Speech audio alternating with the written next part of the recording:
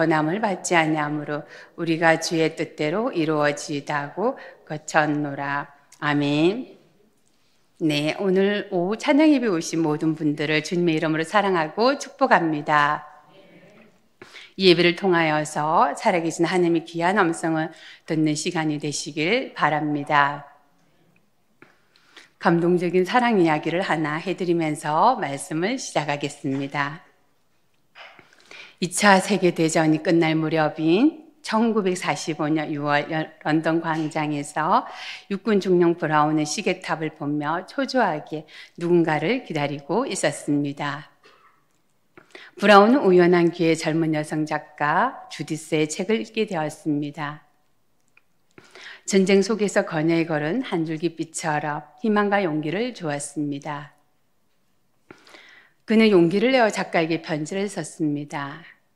기대하지 않았던 답장이 2주 후에 왔고 또 두 사람은 수많은 편지를 주고받았습니다. 사랑의 감정이 삭든 브라운은 주디스에게 사진을 보내줄 것을 요청했습니다. 하지만 사진 대신 질책의 편지를 받게 되었습니다. 그토록 제 얼굴이 보고 싶은가요? 당신이 말해왔듯이 당신이 정말로 저를 사랑한다며 제 얼굴이 아름답던 그렇지 못하던 그게 무슨 상관이 있나요? 자신의 요청에 이런 반응을 보인 그녀를 이해할 수 없었지만 더 이상 사진에 대한 이야기를 꺼내지 않았습니다. 전쟁이 끝나서 귀국하는 브라운은 주디스와 만날 약속을 했습니다.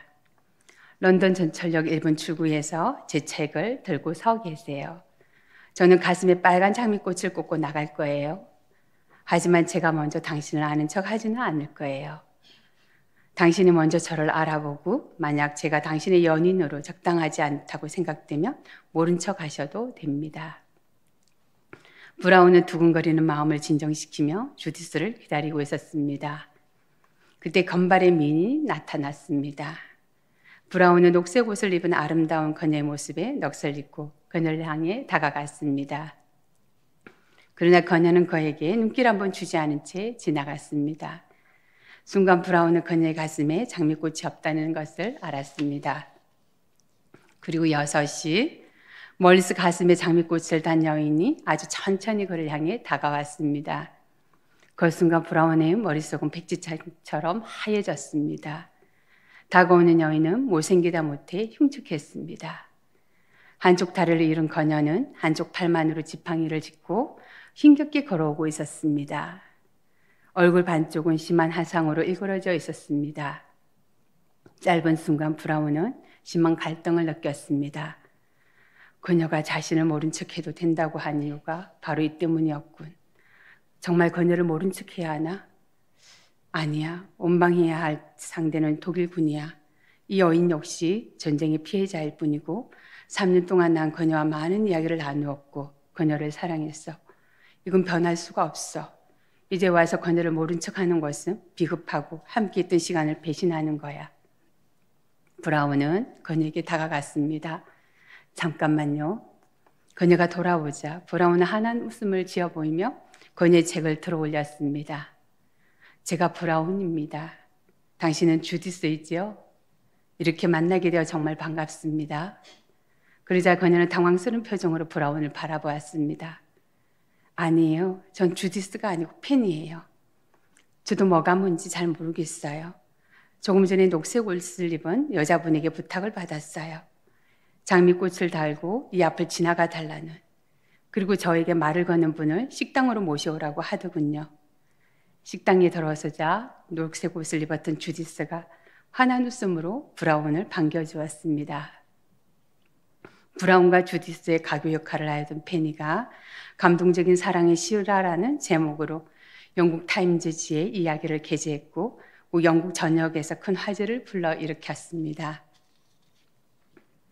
제가 설교를 시작하면서 이야기를 꺼낸 것은 하나님도 때로는 우리에게 이럴 때가 있다는 것입니다. 모든 사랑하는 사람들이 그렇듯이 하나님도 우리의 진심을 알고 싶어 하십니다. 축복의 하나님은 때론 시련의 가면을 쓰고 우리에게 다가오실 때가 있습니다. 사랑의 하나님은 때론 아픔의 가면을 쓰고 우리에게 다가오실 때가 있습니다. 왜냐하면 하나님을 향한 우리의 진심을 보고 싶어 하시기 때문입니다. 그래서 성경에는 시험이라는 말이 있습니다. 사랑하는 여러분, 어떤 상황이 우리에게 다가오든지 살아계신 하나님께 진정한 믿음을 보여드리시길 바랍니다. 사도행전 21장부터는 새로운 주제가 전개되고 있습니다. 지금까지 1차, 2차, 3차 전도여행을 마치고 사도 바울은 예루살렘으로 돌아갑니다. 21장부터 새롭게 전개되는 주제가 사도 바울이 겪을 핍박과 환난에 관한 이야기입니다. 이제부터 사도 바울은 죄수의 몸이 됩니다. 이제 본문을 찬찬히 살펴보면서 은혜를 나누도록 하겠습니다. 오늘 본문에 보면 사도 바울의 발걸음이 닿는 곳마다 지명들이 성경에 그대로 기록되어 있습니다. 사도행전 21장 1절로 3절입니다. 우리가 그들을 작별하고 배를 타고 바로 곳으로 가서 이튿날 로도에 이르러 거기서부터 바다라로 가서 베니게로 건너가는 배를 만나서 타고 가다가 구브로를 바라보고 이를 왼편에 두고 수리아로 향하여 두레에 상륙하니 거기서 배의 짐을 풀려 함이로라. 아멘. 본문에 나오는 고스스메는 그 당시 사람들이 믿고 있던 치료의 신 에스쿨라피우스의 신정과 그것에 부속된 의학교가 있었습니다. 그곳은 우리가 흔히 의학의 원조라고 일컫는 히포크라테스의 고향으로 알려진 곳입니다. 이곳에서 약 70마일 정도 떨어진 로도에는 고대 세계의 7대 불가사의 하나로 알려진 높이 150피터의 거대한 태양신 콜로수스라고 불려지는 아폴로 석상이 있었습니다. 물론 바울 일행이 이곳을 지날 때는 이 거대한 석상이 지진으로 파괴된 지 오랜 후였습니다. 역사의 기록에 의하면 주전 224년에 파괴되었다고 전하고 있습니다. 그곳에는 찬란한 히람 문화가 여전히 숨쉬고 있었습니다. 그리고 본문은 바울 일행이 바다라로 가서 배를 타고 구브로를 바라보며 수리아로 항해했다고 적고 있습니다. 우리는 성경이 바울 일행의 발걸음이 닿는 곳마다 그 지명들을 기록한 내용을 읽으면서 의아한 생각을 감출 수가 없습니다. 왜 바울은 그 당시 히람 문화가 숨쉬고 로마 문화가 움트는 지역을 방문했음에도 불구하고 그가 경험한 그곳의 문화에 대한 이야기는 한마디도 하지 않느냐는 점입니다. 그 이유가 무엇이겠습니까? 그것은 바울의 관심이 오직 복음 전파에 있었기 때문입니다. 바울의 마음을 사로잡고 있었던 것은 오직 예수 그리스도였습니다. 그의 눈에는 오직 예수님만 보였던 것입니다. 그가 입을 열어 말하고자 하는 것도 오직 예수 그리스도였습니다. 오늘 우리가 읽은 본문 앞장의 사도행전 20장 24절에서 바울이 에베소 교회 장로들과 이별할 때 한 고백 설교를 통해서 그의 결심을 확인할 수가 있습니다. 내가 달려갈 길과 주 예수께 받은 사명 곧 하나님의 언혜의 복음을 정언한 일을 마치려 하면은 나의 생명조차 조금도 귀한 것으로 여기지 아니하노라. 아멘. 이 말씀을 영어 번역에서는 이렇게 표현합니다. 복음을 정언하는 일이 아니면 나의 생명은 가치가 없습니다. 여러분은 어느 순간에 어떤 일을 하실 때 여러분의 생명이 가장 가치 있다고 느껴지십니까? 지금 이 시간 진지하게 한번 생각해 보시기를 바랍니다. 우리는 사도행전에서 사도 바울이 예루살렘에 가면 환난과 핍박이 기다리고 있을 것이라는 사실을 오늘 본문을 통하여서 여러 차례 듣게 됩니다. 사도행전 21장 4절로 두로에서 성도들을 만났을 때입니다. 제자들을 찾아 거기서 이래를 머물더니 그 제자들이 성령의 감동으로 바울들어 예루살렘에 들어가지 말라 하더라. 아멘. 사도행전 21장 11절로 13절에서 가이사라에서는 아가보라는 예언자가 실제로 행동을 보이면서 예루살렘에서 대지를 예언합니다. 우리에게 와서 바울이 뜰을 가져다가 자기 수족을 잡아매고 말하기를 성령이 말씀하시되 예루살렘에서 유대인들이 이같이 이때 임자를 결박하여 이방인의 손에 넘겨주리라 하거늘 우리가 그 말을 듣고 그곳 사람들로 더불어 바울에게 예루살렘으로 올라가지 말라 고나니. 아멘. 이에 사도 바울은 단호하게 말합니다. 사도행전 21장 13절을 다 함께 읽겠습니다. 시작. 바울이 대답하되 여러분이 어찌하여 울어 내 마음을 상하게 하느냐. 나는 주 예수의 이름을 위하여 결박당할 뿐 아니라 예루살렘에서 죽을 것도 각오하였느니라 하니. 아멘. 사랑하는 여러분, 만일 하나님께서 나의 진심을 보시려고 때론 손해를, 또 때론 고난을, 때론 목숨까지 요구하신다면 어떻게 하시겠습니까? 하나님께서 여러분에게 진심을 보여달라고 하시면 그때는 어떻게 하시겠습니까? 주님, 번지수가 틀리네요. 저는 저의 소원과 뜻을 이루는데 도움을 얻기 위하여 왔을 뿐입니다. 주님의 뜻은 애초부터 관심이 없었습니다. 라고 대답하실 건가요? 그래서 사도 바울의 믿음을 다시 보게 되는 것입니다. 오늘 이 예배 오신 모든 분들에게 사도 바울과 같은 굳건한 믿음을 갖게 되시길 축복합니다. 사도행전 21장 14절에서 그가 고난을 받지 않으므로 우리가 주의 뜻대로 이루어지다 하고 그쳤노라. 아멘. 대부분의 경우에 우리는 우리의 뜻과 계획을 가지고 있습니다. 자녀에 대한 계획이 있습니다. 인생 목표에 대한 계획이 있습니다.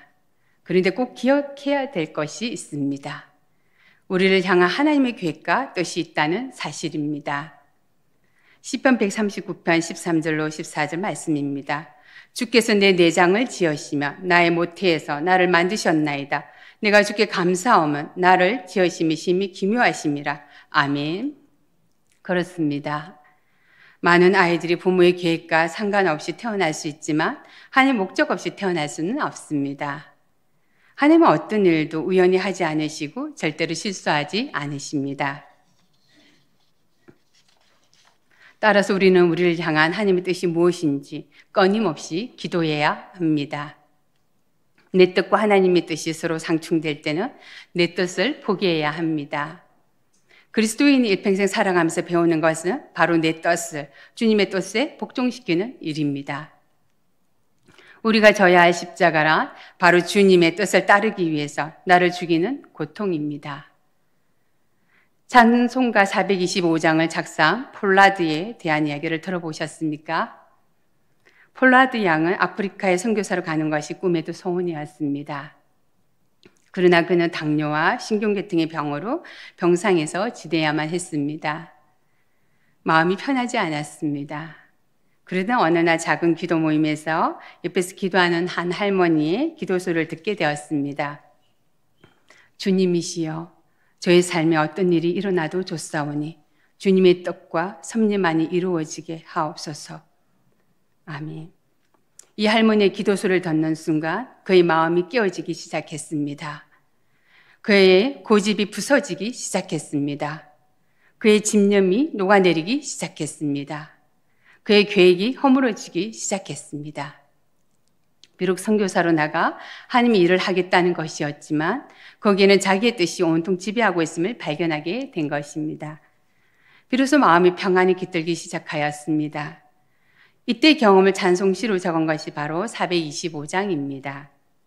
주님의 뜻을 이루소서 고요한 중에 기다리니 진흙과 같은 날 빚어사 주님의 형상 만드소서. 아멘. 주의 뜻이 이루어지이다. 하나님의 거룩한 자녀들이 마지막으로 해야 할 말은 바로 이것이어야 합니다. 건강하든지 병들든지 일이 잘 되든지 잘 안 되든지 순풍을 만나든지 풍랑을 만나든지 이 땅에서 생명을 연장하시든지 우리를 그의 품으로 불러가시든지 우리가 해야 할 신앙 고백은 바로 주의 뜻이 이루어지이다입니다. 왜냐하면 우리를 향한 주님의 뜻과 계획이 우리에게 최선이기 때문입니다. 주님은 사랑하는 자녀들을 절대로 실망시키지 않으시기 때문입니다. 이사야 55장 8절 9절 말씀입니다. 이는 내 생각은 너희의 생각과 다르며 내 길은 너희의 길과 다름이니라. 여호와의 말씀이니라. 이는 하늘이 땅보다 높음 같이 내 길은 너희의 길보다 높으며 내 생각은 너희의 생각보다 높음이니라. 아멘.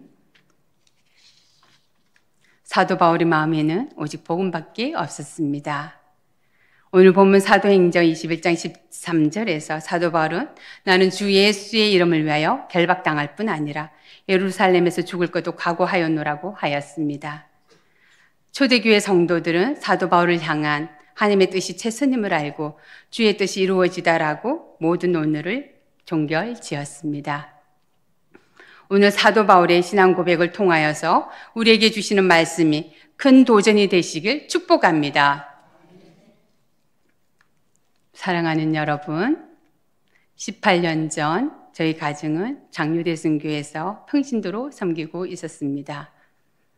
장예부서인 사랑부를 섬기고 목장을 섬기고 그리고 하나님께서 영혼 구원에 대한 뜨거운 마음을 부어주셔서 전도를 열심히 하고 있었습니다. 처음에는 저 혼자 새벽 기도를 드리기 시작하여 남편과 함께 나가게 되었고 하나님께서 붙여주신 귀한 분들을 전도하여 새벽 예배에 모시고 나가게 되었습니다. 그때는 전도하는 것이 너무 기뻤습니다. 아내분들을 제가 전도하며 남편분들을 저희 남편이 전도하였습니다. 그러다가 저희 딸들이 5살, 10살, 11살이 되었을 때 추운 겨울 1월 달에 하나님께서 세 딸도 새벽 예배에 데리고 나가라고 하셨습니다. 그렇게 온 가족이 다 함께 새벽 예배를 갔습니다. 그때 새벽 예배 모시고 가는 가정이 저희 가정까지 5가정이었는데 남편이 차 한 대로 그리고 제가 차 한 대로 새벽에 차 2대로 새벽 예배를 갔습니다. 그때 저희 집에 35평에 살았는데 제가 집을 꾸미는 것을 너무 좋아하여서 많은 분들이 저희 집에 오는 것을 좋아하였습니다. 교회 식구들과 목장 식구들, 전도하신 분들, 그리고 세 딸의 친구들, 특히 아이들의 친구들이 저희 집에 오며 모델하우스 같다며 무척 좋아하였습니다. 그리고 친정 식구들, 시댁 식구들까지 저희 집에는 항상 손님들로 북적이었습니다. 하나님의 은혜로 저희 가정은 결혼하면서 신도시 새 아파트에서만 계속 살게 되었습니다. 아파트를 사고 아이들이 태어나고 자라면서 조금 더 넓은 집으로 이사를 가게 되었습니다. 평신도로 섬길 때 저희 가정은 집의 평수를 넓히고 재산을 넓히는 것에 관심이 많았습니다. 하나님께서 주신 물질로 교회를 위하여 영혼 구원을 위하여 그렇게 서임받는 것을 기뻐하였습니다. 그러던 어느 날 저희 아이들이 새벽 기도를 다니게 되면서 천사들을 보는 것이었습니다. 아빠의 수호천사, 엄마의 수호천사, 자기들의 수호천사 이름을 알려주기도 하고 또 매일 천사들과 이야기를 하면서 놀았습니다. 교회 문을 지키는 대천사를 가르쳐주기도 하고 새벽 기도 예배 시간에 천국에서 수많은 천사들이 날아와서 교회 공중을 날아다니고 예배가 끝나면 천국으로 날아가는 모습을 보았습니다. 저희 집에 가서도 계속 천사들과 이야기를 하고 놀았습니다. 남편과 저는 너무 걱정이 되어서 아이들에게 이렇게 당부를 하였습니다. 절대로 아빠, 엄마 외에는 어느 누구에게도 천사 이야기를 하여서는 안 된다고 신신당부를 하였습니다. 사실 남편과 저희 눈에는 보이지 않았기 때문에 믿을 수가 없었습니다. 그러던 어느 날 밤 1월달 추운 겨울 전도할 분들에게 드리기 위하여 커다란 냄비찜통에 곰국을 끓이고 있었는데 부엌 가스레인지에 커다란 곰국찜통을 올려두고 세 딸을 재우기 위하여서 아이들이 있는 방으로 갔습니다. 그때는 아이들이 어렸기 때문에 한 방에 대형 침대를 2개를 넣어서 3명이 같이 자게 하였습니다. 책을 읽어주고 밤 9시에 불을 꺼고 아이들이 잠이 들 때까지 무릎을 꿇고 기도를 해주었습니다. 그런데 저는 잠이 든 기억이 없었는데 저희 남편이 저를 깨워서 일어나 보니 제가 무릎을 꿇고 기도하는 자세로 그대로 잠이 들었던 것입니다. 그런데 남편이 저에게 놀라운 이야기를 해주었습니다. 남편 혼자 안방 침대에서 잠이 들었는데 누군가가 자기를 깨워서 눈을 떠보니 키가 2m나 되는 흰 옷 입은 천사가 자신을 내려다보고 있었다고 합니다. 그리고는 안방문을 열고 부엌 쪽으로 가서 남편도 따라갔다고 합니다. 근데 부엌에 가는 순간 정신이 번쩍 들었다고 합니다. 물을 가득 넣어둔 커다란 곰국찜통이 새까맣게 타서 불이 나려고 하였고 집은 온통 하얀 연기로 가득 차서 앞을 볼 수가 없었다고 합니다.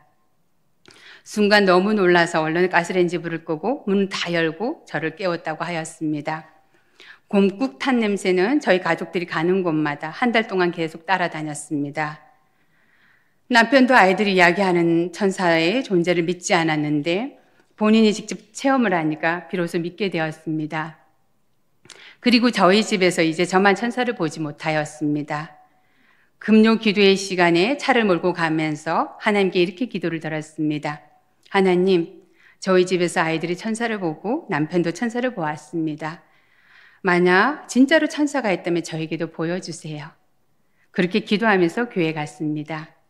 그런데 그날 저녁 검료 기도회 때 찬양을 인도하시던 전도사님께서 처음이자 마지막으로 이렇게 말씀하셨습니다.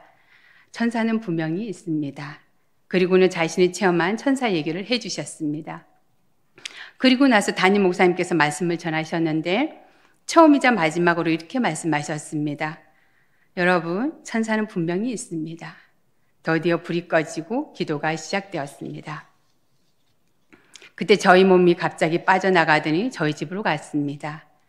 정말로 저희 아이들이 이야기한 대천사 2명이 저희 집 현관문을 지키고 있었습니다. 저를 반갑게 맞아주면서 현관문을 열어주었습니다. 그때 저희 집이 35평이었는데 거실과 부엌, 온 방마다 아름다운 천사들로 가득 차 있었습니다. 천사들이 금빛 날개를 반짝이며 온 집을 날아다니고 있었습니다. 너무나도 아름다운 풍경이었습니다. 그날 이후로 저도 천사를 체험하였기 때문에 더 이상 의심하지 않게 되었습니다. 저희 아이들이 3명이어서 각자의 방을 만들어주기 위하여 저희 가정은 유라 신도시 새 아파트로 40평대로 이사를 가기로 하였습니다. 주일 오후 찬양 예배가 끝나며 온 가족이 다 함께 저희들이 이사갈 집 앞에 가서 하나님께 기도를 드렸습니다. 하나님, 꼭 이곳으로 이사 오게 하여 주세요.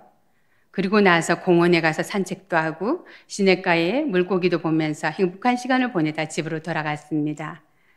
그때 하나님께서 저희 가족에게 무지개를 보여주셨습니다.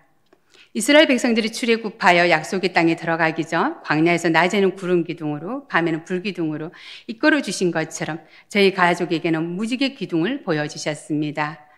하늘과 땅으로 길다랗게 일자로 내려져 있는 무지개 기둥, 신기하게도 저희 가족에게만 보여주시고 10분 만에 사라져 버렸습니다.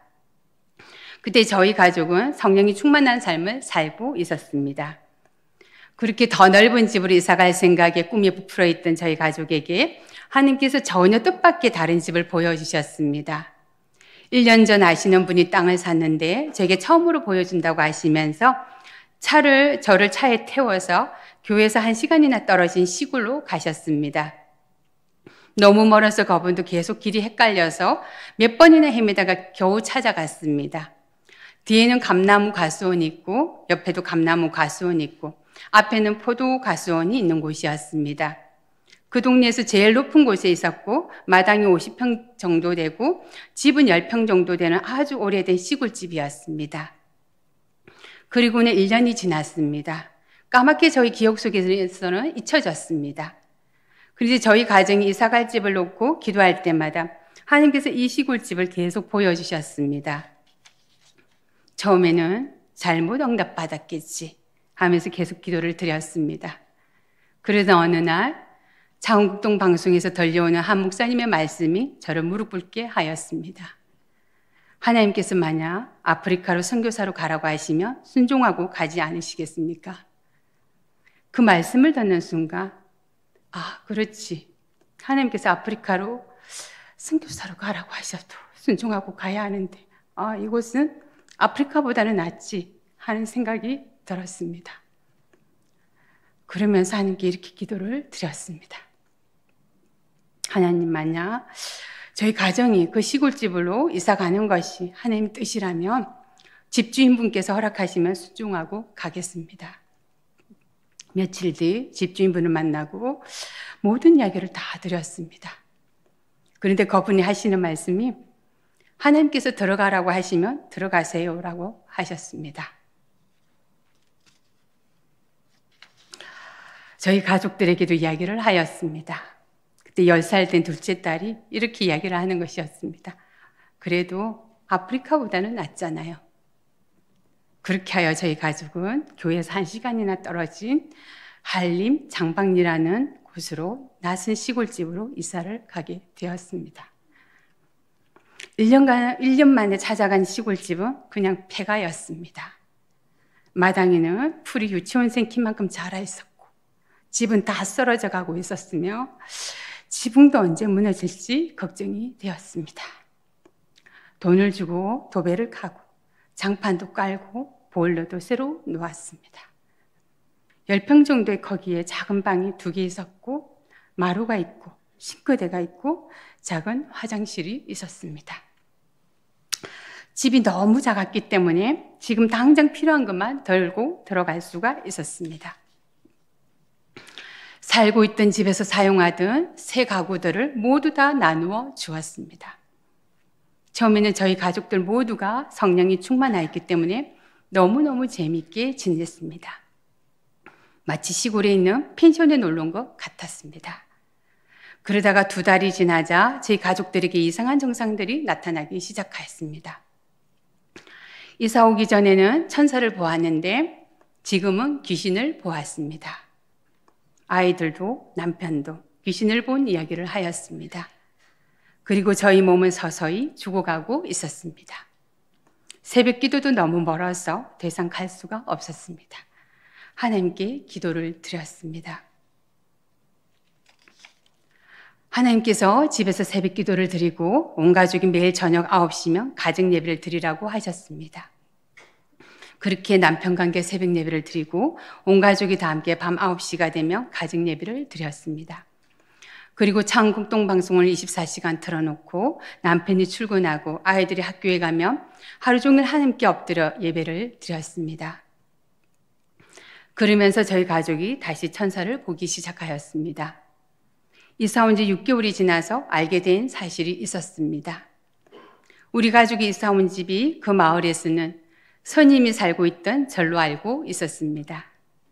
우편물이 저희 집에 날라오면 주소에 무슨 절 이름으로 항상 왔습니다. 나중에 집주인분께 말씀드렸더니 땅 계약을 할 때 선임이 왔었다고 말씀하셨습니다. 이사 온 지 1년이 지나자 하나님께서 7년 전부터 보여주셨던 신학 공부를 더디어 시작하게 해주셨습니다.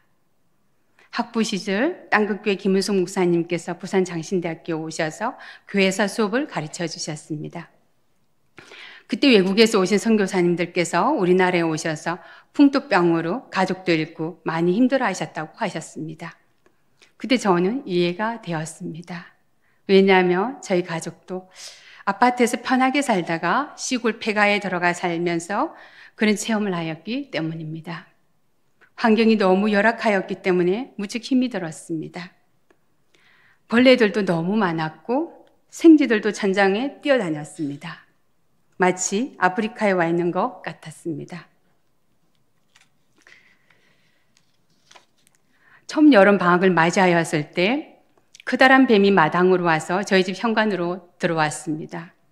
너무 놀라서 아이들을 차에 태우고 그대로 아파트에 살고 있는 언니 집으로 도망을 갔습니다.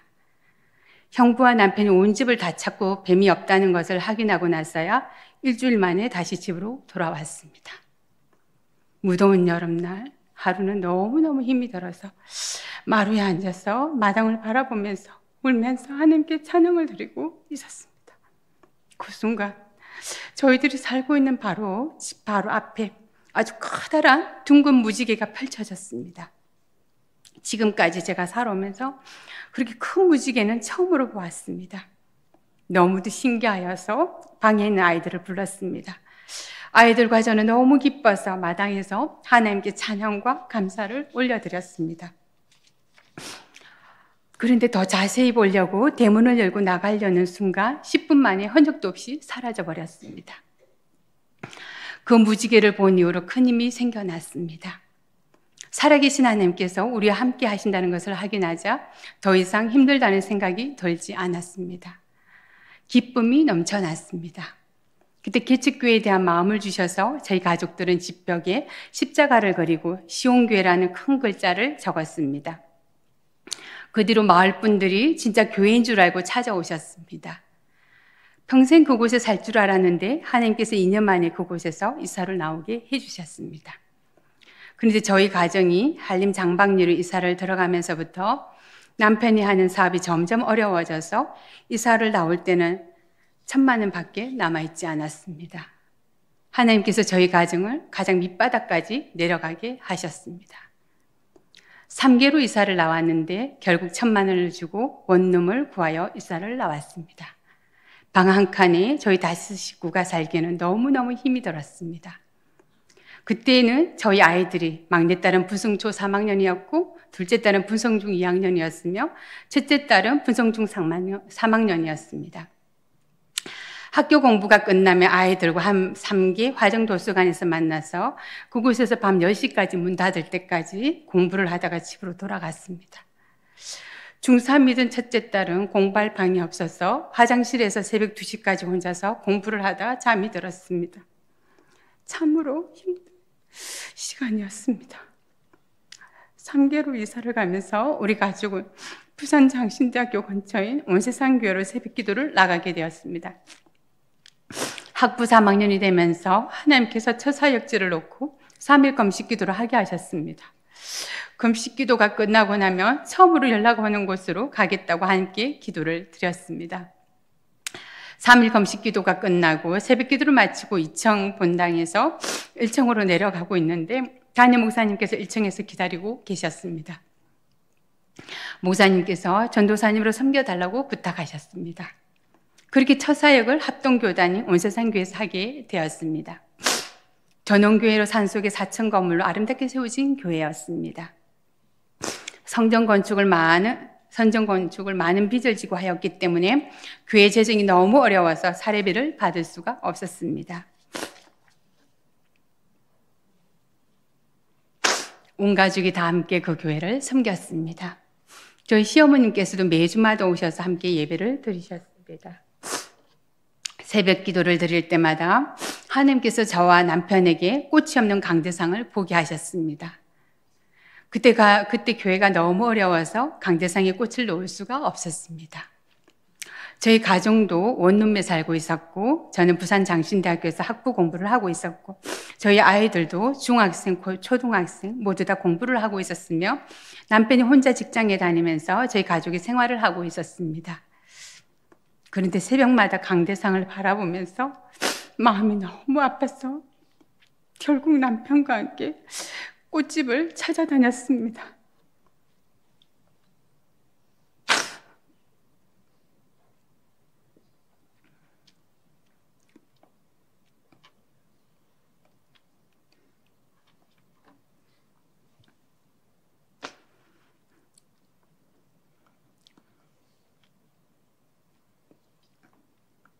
아주 아름다운 서양난 2개를 20만 원을 주고 교회 강대상 위에 올렸습니다.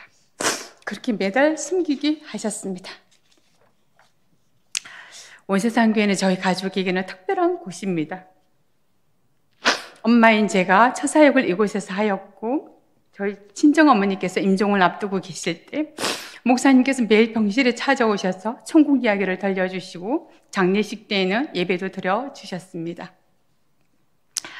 그리고 교회가 빚을 다 갚지 못하여서 결국에는 매각을 하게 되었는데 고신교단이 들어와서 지금 푸른숲 교회로 이름이 바뀌었습니다. 저만 통합교단으로 사역을 하기 위하여 창원으로 가게 되었고 저희 가족은 계속 남아서 섬기고 있었습니다. 그리고 새벽 기도도 저희 가족들과 함께 계속 그곳으로 나가고 있었습니다. 저희 첫째 딸이 온세상교회에 목사님 추천서를 가지고 신학 공부를 시작하였고 부산 장신대학교 학부 2학년일 때는 푸른숲교회 목사님께서 새벽 기도 드리는 모습을 보고 전도사님으로 섬겨주실 것을 부탁하셔서 21살의 나이에 첫 사역을 하게 되었습니다. 저희 시어머님께서 90세 연세로 천국에 가셨을 때 푸른숲교회 목사님께서 오셔서 예배를 드려주셨습니다. 저희 가족은 3개로 이사 오면서 지금까지 계속 새벽 기도를 그곳에서 드리고 있습니다. 하나님께서 한림 장방리에 있을 때 숫자사를 계속 보여주셨는데 저희 가족이 한림 장방리 폐가에서 2년, 3기 원룸에서 2년을 훈련받게 하셨습니다. 그때 주신 말씀이 욥기 23장 10절 나의 가는 길을 오직 그가 아시나니 그가 나를 단련하신 후에는 내가 정금같이 나오리라는 말씀입니다. 제가 원래 벌레도 무서워하고 겁도 많고 하나님께서 저를 한림 장방리에서 1년 동안 2년 동안 훈련하시면서 너무 강한 곳에서 훈련을 하셔서 정말 강하고 담대하게 해주셨습니다. 저희 친정어머니께서 임종을 앞두고 병실에서 밤에 무서워서 잠을 못 주무셨습니다. 저승사자가 계속 찾아와서 병실에 불도 못 끄게 하셨습니다. 그때 저희 언니들은 무서워서 밤에 못 지키는데 하나님께서 저희 겁이 제일 많았던 저를 훈련시켜 주셔서 남편과 함께 어머니 병실을 밤에 지켜드리면서 예배를 드렸습니다. 그 다음부터는 더 이상 저승사자가 찾아오지 않았습니다. 저희 아이들도 아파트에 살 때는 운동을 많이 하지 않아서 약했는데 한림 장방리에 2년 살면서 마당에서 줄넘기도 하고 배드민턴도 하고 또 시골 중학교에서 매일 아침마다 등교하며 전교생들을 운동장 10바퀴를 달리게 하고 교실에 들어가게 하였습니다. 그리고 나니 저희 아이들이 체력이 엄청 좋아졌습니다. 3개 분성조, 분성요를 다닐 때 체육 점수가 제일 좋았습니다. 학교 체육 스님들께서 계속 쫓아다니면서 운동을 하자고 하셨습니다. 원룸에 2년 살고 나서 하나님께서 저희 가정을 32평 아파트로 이사가게 해주셨습니다. 4년을 아파트에서 살고 나서 하나님께서 저희 가정에게 다시 개척교회의 마음을 주시면서 지금 살고 있는 한림 신천리로 이사가게 해주셨습니다. 개척교회를 알아보고 있을 때 갑자기 형부께서 사고로 돌아가시면서 언니 가정이 공장을 정리하고 사무실로 쓰시던 곳을 저희 가정이 들어오게 되었습니다. 1층은 주차장이고 2층은 집입니다. 그런데 이사 온 지 6년이 지났는데도 하나님께서 아직까지 개척교회의 문을 열어주시지 않으시고 계속 훈련만 시키고 계십니다. 15년 전에는 신학 공부를 시작하기 위하여 한림 장막리로 들어가게 하셨고 지금은 교회를 세우기 위하여 6년 넘게 한림 신천리에서 살고 있습니다. 하나님께서 왜 이렇게 한림을 좋아하시는지 잘 모르겠습니다. 학부 1학년 때 부산 장신대학교 신학생들, 학부, 신대원 교수님들까지 한림 장방리에 오셔서 하천을 깨끗하게 대청소를 하게 하셨습니다. 모세를 먼저 광야로 보내어서 훈련하게 하신 하나님께서 나중에 이스라엘 백성들을 다 이끌고 나오게 하셨습니다. 퍼즐을 하나씩 맞추다 보면 조금씩 그림이 보이게 되는 것처럼 15년 전에는 알지 못했던 일들을 세월이 지나면서 마치 퍼즐이 맞추어지는 것처럼 조금씩 하나님께서 알게 해주시는 것 같습니다. 주의 종으로 산다는 것 참으로 쉽지가 않습니다.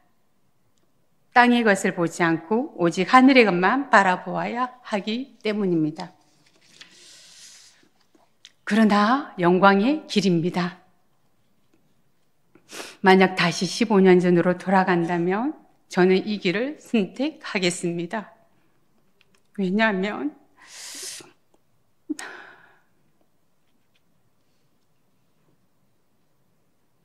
하나님께서 명령하시는 일이기 때문입니다.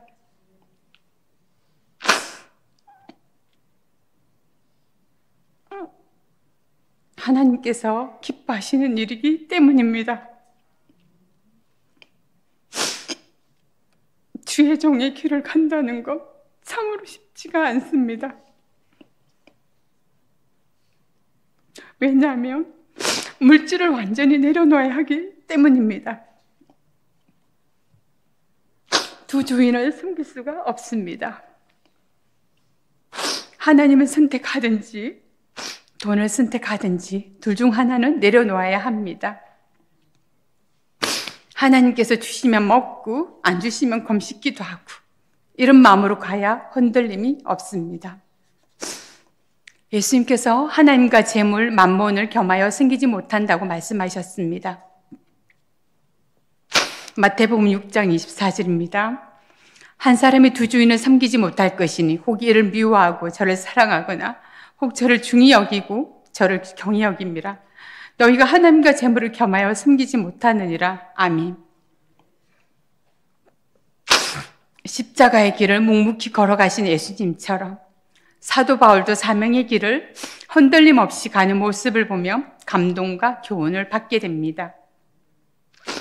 우리도 우리를 향하신 하나님의 뜻을 알고 그 뜻에 순종하기 위해 늘 기도하며 성령님의 도우심을 구하며 끝까지 사명의 길을 걸어가시기를 축원합니다. 기도 드리시겠습니다. 살아계신 하나님, 환난과 핍박이 기다리고 있을 것이라는 사실을 알았음에도 나는 주 예수의 이름을 위하여 결박당할 뿐 아니라 예루살렘에서 죽을 것도 각오하였노라고 고백하였던 사도 바울처럼 하나님 한 분만을 기쁘시게 하는 저희들 모두가 되게 하여 주시옵소서. 우리를 구원하신 예수 그리스도 이름으로 기도드립니다. 아멘. 549장 자속을 부르시겠습니다.